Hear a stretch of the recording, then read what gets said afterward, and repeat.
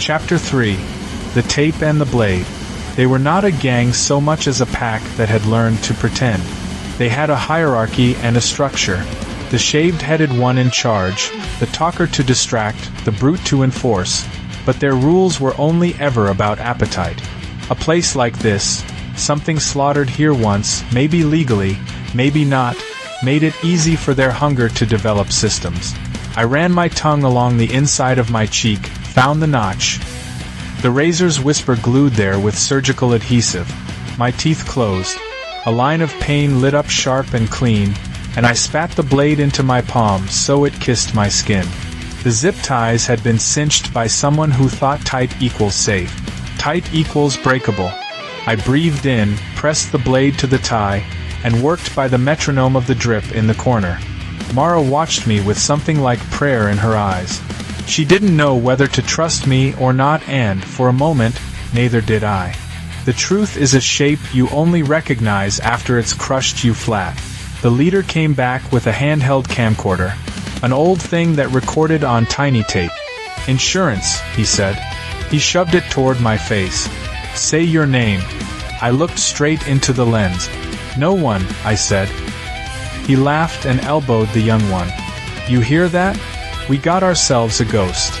Behind him, the girl from my trunk stood with her back to a peeling wall, eyes tracking him through lashes that had grown and ragged after a burn. She didn't blink. She wasn't breathing much. "Don't worry," the leader said to her. "You're safe now. We're good people compared to whatever he is. If there is a God, he loves irony enough to leave the world in it." I cut the last thread of plastic, kept the ends wrapped around my wrists to look bound, and pressed my fingers into the concrete till I felt its temperature. I see in temperature the way some see in color. The camcorder hummed. The young one tapped the side. "Battery's dying," he said. The leader clicked his tongue. "Then we better get this done quick." He stepped toward me, raising the camera. I tilted my face up like a man offering his throat, and with my free hand I flicked the lights. Darkness is not absence. It's presence. It's a thick-bodied thing that settles in your lungs. I had mapped the room with my feet. I knew where the hooks were. I knew where his boots would step. He'd barely made a sound when the hook went through the soft part under his jaw. The camera hit the floor and spun, catching a strobe of images.